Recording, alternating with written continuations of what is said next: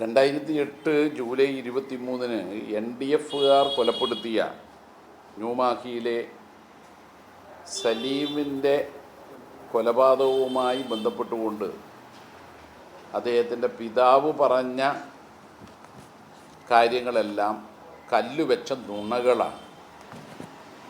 സത്യത്തിൻ്റെ കണിക പോലും അക്കാര്യത്തിലില്ല. യഥാർത്ഥത്തിൽ ആ കൊലപാതകം നടന്നതിൻ്റെ തൊട്ടടുത്ത ദിവസം പോലീസ് അദ്ദേഹത്തിൻ്റെ മൊഴികളെടുത്തതാണ്.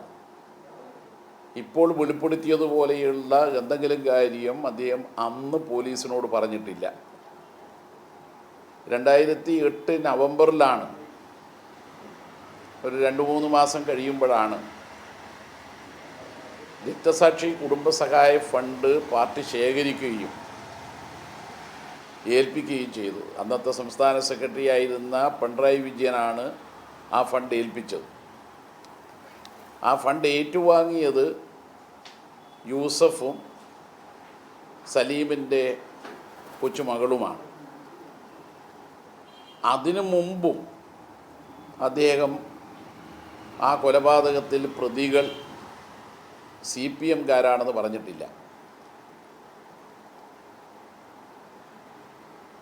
പിന്നെ എപ്പോഴാണ് ഈ മാറ്റം സംഭവിക്കുന്നത്?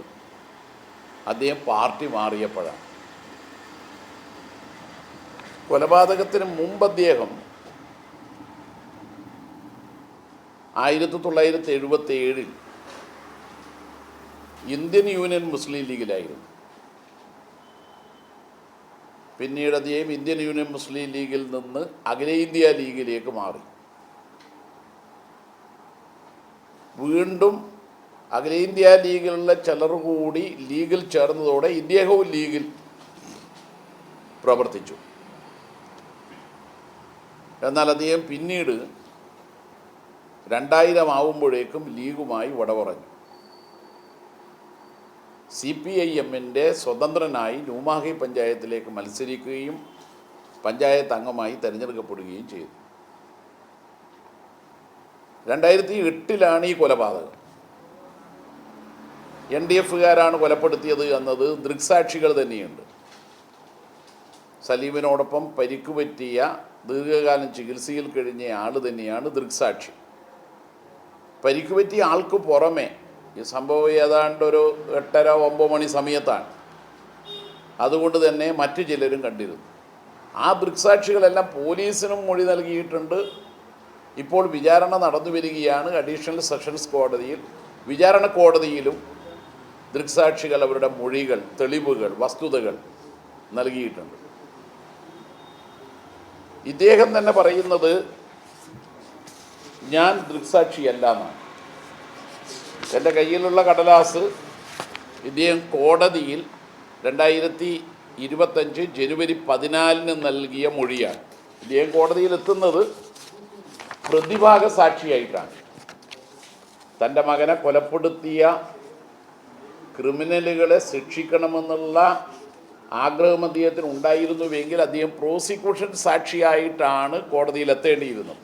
പക്ഷെ അദ്ദേഹം പ്രതിഭാഗം, കൊലയാളികൾക്ക് വേണ്ടിയുള്ള ഭാഗത്തെ സാക്ഷിയായിട്ടാണ് ഹാജരാകുന്നത്. എന്നിട്ടും അദ്ദേഹം പറഞ്ഞു, അദ്ദേഹം കൊടുത്ത മൊഴിയുടെ പകർപ്പ് കോടതിയിൽ നിന്ന് ലഭിച്ചത് പരിശോധിച്ചാൽ പേജ് നമ്പർ 4-ൽ എൻ്റെ മകൻ്റെ കൊലപാതകത്തിൽ ഞാൻ ദൃക്സാക്ഷിയല്ല, എൻ്റെ മകൻ്റെ കേസുമായി ബന്ധപ്പെട്ട രേഖകളൊന്നും ഞാൻ കണ്ടിട്ടില്ല.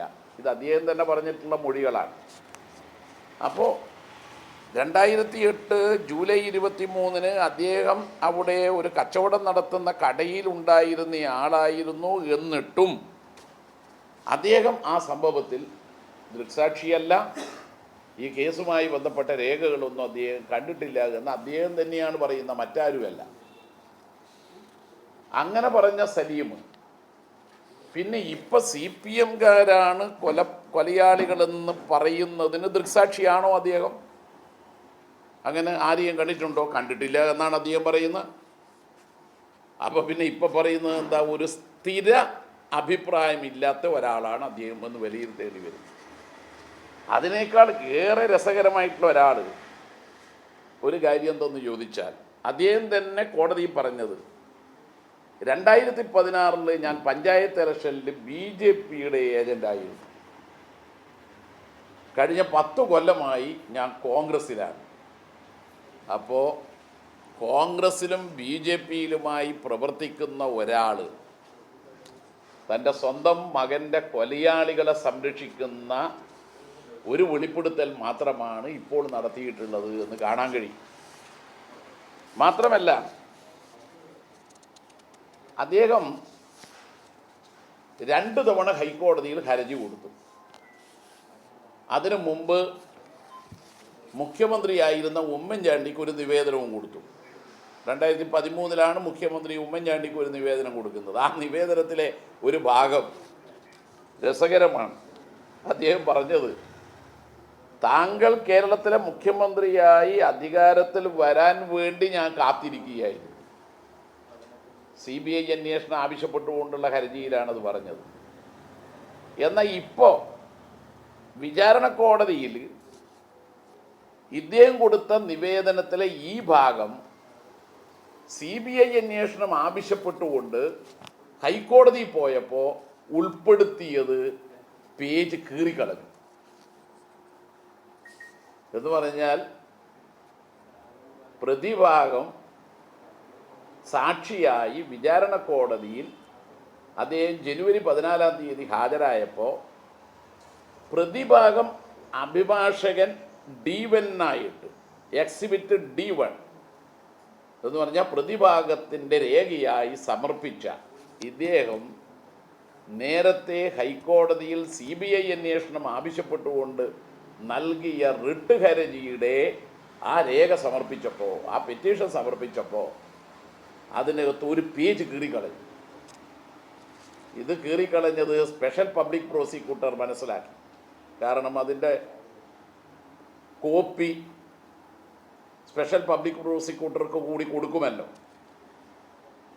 എന്നിട്ട് അധികം ഒറിജിനൽ ഹാജരാക്കിയപ്പോൾ ഇദ്ദേഹം പറയുന്നതാണ്, ഞാൻ സ്പെഷ്യൽ പബ്ലിക് പ്രോസിക്യൂട്ടർ നിയമനം എതിർക്കണമെന്ന് അഡ്വക്കേറ്റ് രാംകുമാറിന് നിർദ്ദേശം കൊടുത്തിരുന്നില്ല. അതോടൊപ്പം പ്രതിഭാഗം വക്കീല് ഇദ്ദേഹത്തിൻ്റെ റിട്ട് ഹർജിയിലെ എഫിഡവിറ്റ് അറ്റസ്റ്റ് ചെയ്യുന്നുണ്ട്. അതിനെക്കുറിച്ചാണ് ഇദ്ദേഹം പറയുന്നത്, ഈ കേസിലെ പ്രതിഭാഗം വക്കീലിനെ ഞാൻ ആദ്യമായി കോടതിയിൽ കാണുകയാണ്. ഈ വക്കീലാണ് ഇദ്ദേഹം ഹൈക്കോടതിയിൽ CBI അന്വേഷണം ആവശ്യപ്പെട്ടുകൊണ്ട് ഹർജി സമർപ്പിക്കുമ്പോൾ അതിൻ്റെ എഫിഡവിറ്റ് അറ്റസ്റ്റ് ചെയ്തു. അപ്പോൾ പച്ച നുണയാണെന്നുള്ളത് അദ്ദേഹത്തിൻ്റെ തന്നെ വിചാരണ കോടതിയിലെ ജനുവരി 14 നൽകിയ മൊഴികൾ വ്യക്തമാക്കുന്ന തെളിവുകളാണ്.